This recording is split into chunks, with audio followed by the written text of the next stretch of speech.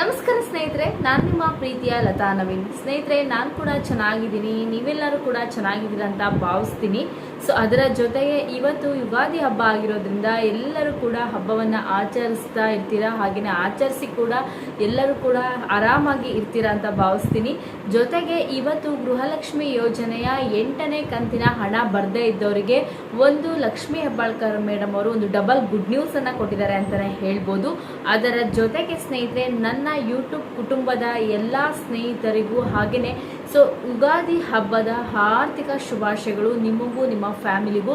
So ಸುಖ, ಶಾಂತಿ, ನೆಮ್ಮದಿ ಎಲ್ಲದೂ ಕೂಡ ನಿಮ್ಮದಾಗಲಿ ಅಂತ ಹಾರೈಸ್ತೀನಿ. ಜೊತೆಗೆ ಸಂಪತ್ತು ಕೂಡ ಹೆಚ್ಚು ಸಿಗಲಿ ಅಂತ ಹಾರೈಸ್ತೀನಿ.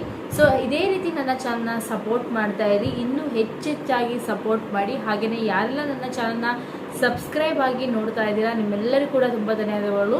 ಅದರ ಜೊತೆಗೆ ಯಾರೆಲ್ಲ ಇನ್ನೂ ಕೂಡ ಸಬ್ಸ್ಕ್ರೈಬ್ ಆಗದೆ ನೋಡ್ತಿದ್ದೀರಾ ದಯವಿಟ್ಟು ಹೋಗಿ ಸಬ್ಸ್ಕ್ರೈಬ್ ಮಾಡಿಕೊಂಡು ಚಾನಲ್ಗೆ ಸಪೋರ್ಟ್ ಮಾಡಿ.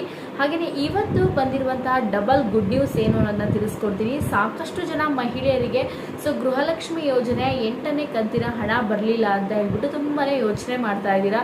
ಸೊ ನಾವೇನಾದ್ರು ಹೊಸದಾಗಿ ಹೋಗಿ ಅರ್ಜಿಯನ್ನು ಹಾಕ್ಬೇಕಾ, ನಮ್ಗೆ ಇನ್ನು 1ರಿಂದ 8 ಕಂತು ಒಳಗೆ ಯಾವುದೇ ರೀತಿಯಾಗಿ ಗೃಹಲಕ್ಷ್ಮಿ ಯೋಜನೆ ಹಣ ಸಿಕ್ಕಿಲ್ಲ, ನಾವೇನು ಮಾಡಬೇಕು, ಮತ್ತೆ ಏನಾದರೂ ದಾಖಲಾತಿಗಳನ್ನು ಚೆಕ್ ಮಾಡಿಸ್ಬೇಕಾ ಅಥವಾ ಹೋಗಿ ಅರ್ಜಿಯನ್ನು ಹಾಕಬೇಕಾ, ಸಾಕಷ್ಟು ಗೊಂದಲಗಳಿದೆ. ಅದ್ರ ಬಗ್ಗೆ ಇವತ್ತು ಲಕ್ಷ್ಮೀ ಹೆಬ್ಬಾಳ್ಕರ್ ಮೇಡಮ್ ಅವರು ಅವರೇ ಒಂದು ಸ್ಪಷ್ಟನೆಯನ್ನು ಕೊಟ್ಟಿದ್ದಾರೆ. ಯಾರೆಲ್ಲ ಗೃಹಲಕ್ಷ್ಮಿ ಯೋಜನೆ ಹಣವನ್ನು ಪಡಿತಾ ಇದ್ದೀರೋ ಪ್ರತಿಯೊಬ್ಬರು ಕೂಡ ಈ ವಿಡಿಯೋನ ಕೊನೆವರೆಗೂ ನೋಡಿ. ಹಾಗೆ ಸಾಧ್ಯವಾದಷ್ಟು ಮಟ್ಟಿಗೆ ನಿಮ್ಮ ಫ್ರೆಂಡ್ಸ್ ಆಗಿರ್ಬೋದು, ಫ್ಯಾಮಿಲಿ ಆಗಿರ್ಬೋದು, ರಿಲೇಟಿವ್ಸ್ ಆಗಿರ್ಬೋದು, ಅವರಿಗೂ ಕೂಡ ಗೃಹಲಕ್ಷ್ಮಿ ಯೋಜನೆ ಹಣವನ್ನು ಪಡಿತಾ ಇದ್ದರೆ ದಯವಿಟ್ಟು ಶೇರ್ ಮಾಡೋದನ್ನು ಮಾತ್ರ ಮರಿಬೇಡಿ. ಯಾಕಂದರೆ ಸೊ ನೀವು ಏನಾದರೂ ಹಣವನ್ನು ಪಡಿತಾ ಇದ್ದು ಅಥವಾ ನಿಮ್ಮ ರಿಲೇಟಿವ್ಸ್ ಯಾವ್ದಾದ್ರು ಹಣವನ್ನು ಪಡಿತಾ ಇದ್ದರೆ ಸೊ ಅವರಿಗೂ ಕೂಡ ಮುಂಬರುವ ತಿಂಗಳಿಂದ ಉಚಿತ ಗೃಹಲಕ್ಷ್ಮಿ ಯೋಜನೆ ಹಣವನ್ನು ಪಡ್ಕೋಬೇಕಂದ್ರೆ ತಪ್ಪದೆ ಈ ವಿಡಿಯೋನ ನೋಡಿ ಸ್ನೇಹಿತರೆ. ಡೈರೆಕ್ಟಾಗಿ ವಿಷಯಕ್ಕೆ ಮ್ಯಾಟ್ರಿಗೆ ಬರ್ತೀನಿ ಸ್ನೇಹಿತರೆ. ಹೇಳೋದಾದರೆ ಸೊ ಗೃಹಲಕ್ಷ್ಮಿ ಯೋಜನೆಯ ಹಣ ಈಗಾಗಲೇ 8ನೇ ಕಂತಿನ ಹಣ ಸಾಕಷ್ಟು ಜನರ ಮಹಿಳೆಯರ ಖಾತೆಗೆ ಜಮಾ ಆಗಿದೆ ಅಂತಲೇ ಹೇಳ್ಬೋದು. ಅದರಲ್ಲೂ ಕೂಡ 8ನೇ ಕಂತಿನ ಹಣ ಬರದೇ ಇದ್ದವರು ತುಂಬ ಜನ ಇದ್ದಾರೆ ಅಂತಲೇ ಹೇಳ್ಬೋದು. 7 ಮತ್ತು 8ನೇ ಕಂತಿನ ಹಣ ಜೊತೆಗೆ ಬಿಡುಗಡೆ ಆಯಿತು ಅಂತಲೇ ಹೇಳ್ಬೋದು. ಅದರಲ್ಲೂ 7 ಕಂತಿನ ಹಣ ಸಾಕಷ್ಟು ಜನ ಮಹಿಳೆಯರ ಖಾತೆಗೆ ಜಮಾ ಆಗಿದೆ. 8 ಕಂತಿನ ಹಣ ಕೂಡ ಸಾಕಷ್ಟು ಜನರ ಮಹಿಳೆಯರ ಖಾತೆಗೆ ಜಮಾ ಆಗಿದೆ. ಸೊ ಇದ್ರ ಬಗ್ಗೆ ಲಕ್ಷ್ಮೀ ಹೆಬ್ಬಾಳ್ಕರ್ ಮೇಡಮ್ ಅವರು ಏನು ತಿಳಿಸ್ಕೊಂಡಿದ್ದಾರೆ ಅಂದರೆ ಸೊ ಇಲ್ಲಿ ಯಾರು ಯೋಚನೆ ಮಾಡೋದು ಬೇಡ, 8ನೇ ಕಂತಿನ ಹಣ ಜೊತೆಗೆ 7ನೇ ಕಂತಿನ ಹಣವನ್ನು ನಾವು ಜೊತೆಗೆ ಬಿಡುಗಡೆ ಮಾಡಿದ್ದೀವಿ. ಅಂದರೆ ಒಂದು 2 ಡೇಸ್ ಗ್ಯಾಪಲ್ಲಿ ನಾವು ಬಿಡುಗಡೆ ಮಾಡಿರುವಂಥದ್ದು.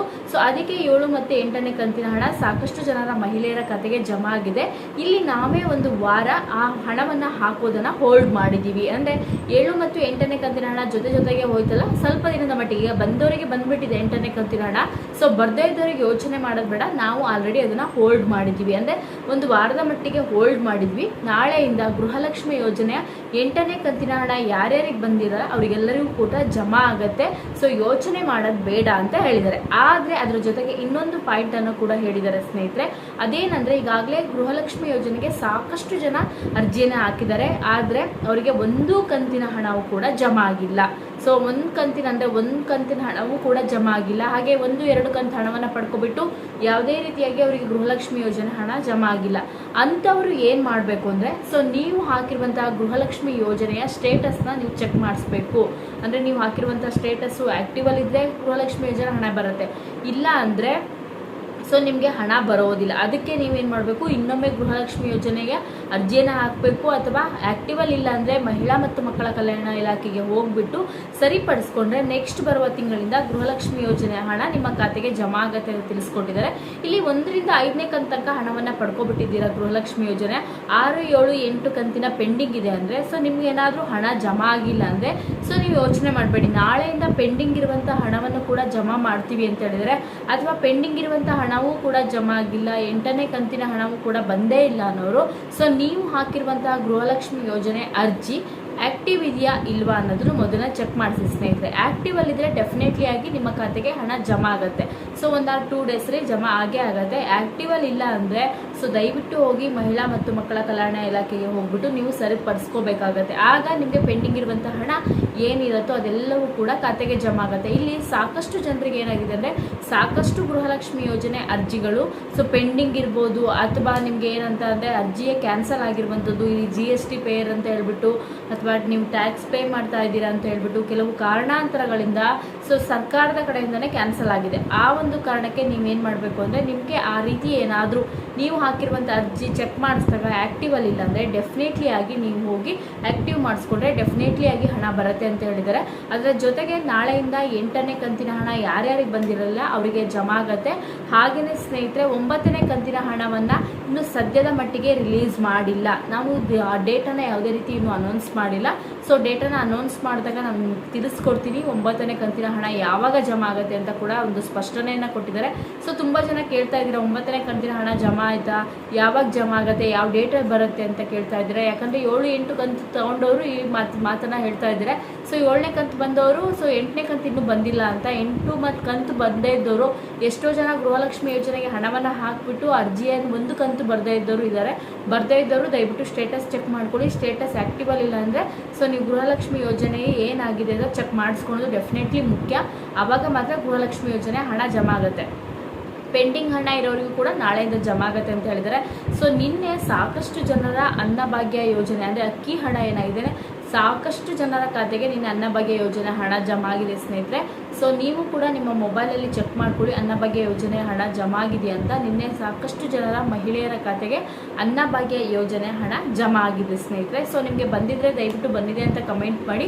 ಹಾಗೆಯೇ 8 ಕಂತಿನ ಹಣವನ್ನು ಪಡೆದಿದ್ದೀವಿ ಅಂತ ತಿಳಿಸ್ಕೊಡಿ. ಹಾಗೆ 7 ಕಂತಿನ ಹಣವನ್ನು ಪಡ್ಕೊಂಡಿದ್ರೆ 7 ಕಂತಿನ ಹಣವನ್ನು ಪಡ್ಕೊಂಡಿದ್ದೀವಿ ಅಂತ ತಿಳಿಸ್ಕೊಡಿ. ಯಾರ್ಯಾರು ಎಷ್ಟು ಕಂತಿನ ಹಣ ಪೆಂಡಿಂಗ್ ಇದೆ ಅನ್ನೋದನ್ನು ಕೂಡ ತಿಳಿಸ್ಕೊಡಿ. ಯಾಕಂದರೆ ನೀವು ಮಾಡುವ ಪ್ರತಿಯೊಂದು ಕಮೆಂಟು ತುಂಬಾ ಇಂಪಾರ್ಟೆಂಟ್ ಆಗಿರುತ್ತೆ. ಯಾಕಂದರೆ ಪಬ್ಲಿಕ್ ಆಗಿರೋದ್ರಿಂದ ಪ್ರತಿಯೊಬ್ಬರು ಕೂಡ ನಿಮ್ಮ ಕಮೆಂಟನ್ನು ನೋಡ್ತಾರೆ.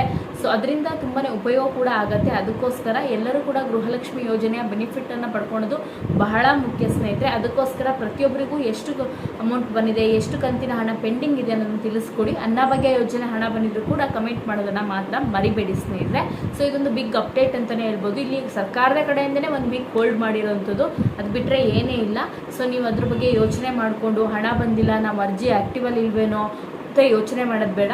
ನಾಳೆಯಿಂದ ಎಲ್ಲರ ಖಾತೆಗೂ ಹಣ ಜಮಾ ಆಗುತ್ತೆ ಸ್ನೇಹಿತರೆ. ಇಲ್ಲಿ ಯಾರಿಗೆ ಹಣ ಬಂದೇ ಇಲ್ಲ ಅನ್ನೋರು ದಯವಿಟ್ಟು ನಿಮ್ಮ ಗೃಹಲಕ್ಷ್ಮಿ ಯೋಜನೆಯ ಸ್ಟೇಟಸ್ನ ನೀವು ಚೆಕ್ ಮಾಡಿಸ್ಲೇಬೇಕು. ಚೆಕ್ ಮಾಡಿಸಿದಾಗ ಮಾತ್ರ ನಿಮಗೆ ಉಚಿತ ಗೃಹಲಕ್ಷ್ಮಿ ಯೋಜನೆ ಹಣ ಬರುತ್ತೆ. ಆ್ಯಕ್ಟಿವಲ್ಲಿದ್ದರೆ ಏನು ಪೆಂಡಿಂಗ್ ಹಣ ಇದೆ ಅದೆಲ್ಲನೂ ಕೂಡ ಹಾಕ್ತೀವಿ ಅಂತ ಲಕ್ಷ್ಮೀ ಹೆಬ್ಬಾಳ್ಕರ್ ಮೇಡಮ್ ಅವರೇ ಸ್ಪಷ್ಟನೆಯನ್ನು ಕೂಡ ಕೊಟ್ಟಿದ್ದಾರೆ ಸ್ನೇಹಿತರೆ.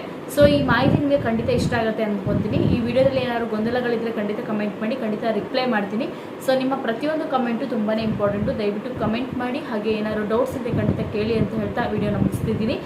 ಮತ್ತೊಮ್ಮೆ ನಿಮಗೂ ನಿಮ್ಮ ಕುಟುಂಬದವರಿಗೂ ಯುಗಾದಿ ಹಬ್ಬದ ಆರ್ಥಿಕ ಶುಭಾಶಯಗಳು. ಎಲ್ಲರಿಗೂ ಒಳ್ಳೆಯದಾಗಲಿ ಅಂತ ಹಾರೈಸ್ತಾ ಈ ವಿಡಿಯೋನ ಇಲ್ಲಿಗೆ ಮುಗಿಸೋಣ. ನನ್ನ ಚಾನಲ್ನ ಇನ್ನೂ ಕೂಡ ಸಬ್ಸ್ಕ್ರೈಬ್ ಆಗಿಲ್ಲ ಅಂದರೆ ತಪ್ಪದೆ ಹೋಗಿ ಸಬ್ಸ್ಕ್ರೈಬ್ ಮಾಡಿಕೊಂಡು ಚಾನಲ್ಗೆ ಸಪೋರ್ಟ್ ಮಾಡಿ. ಸಾಧ್ಯವಾದಷ್ಟು ಮಟ್ಟಿಗೆ ನಿಮ್ಮ ಫ್ರೆಂಡ್ಸ್ ಆ್ಯಂಡ್ ಫ್ಯಾಮಿಲಿ ಕೂಡ ಶೇರ್ ಮಾಡಿ. ಯಾಕಂದರೆ ಪ್ರತಿಯೊಬ್ಬರು ಕೂಡ ಗೃಹಲಕ್ಷ್ಮಿ ಯೋಜನೆಯ ಹಣವನ್ನು ಪಡ್ಕೊತಾ ಇರೋರಿಗೆ ದಯವಿಟ್ಟು ಈ ವಿಡಿಯೋನ ಶೇರ್ ಮಾಡಿ ಅಂತ ಹೇಳ್ತಾ ವಿಡಿಯೋನ ಮುಗಿಸೋಣ. ಇದೇ ರೀತಿ ನಾನು ಮುಂದಿನ ವಿಡಿಯೋದಲ್ಲಿ ಮತ್ತೊಮ್ಮೆ ಸಿಗ್ತೀನಿ. ನಿಮ್ಮೆಲ್ಲರಿಗೂ ಕೂಡ ಧನ್ಯವಾದಗಳು. ನಮಸ್ಕಾರ.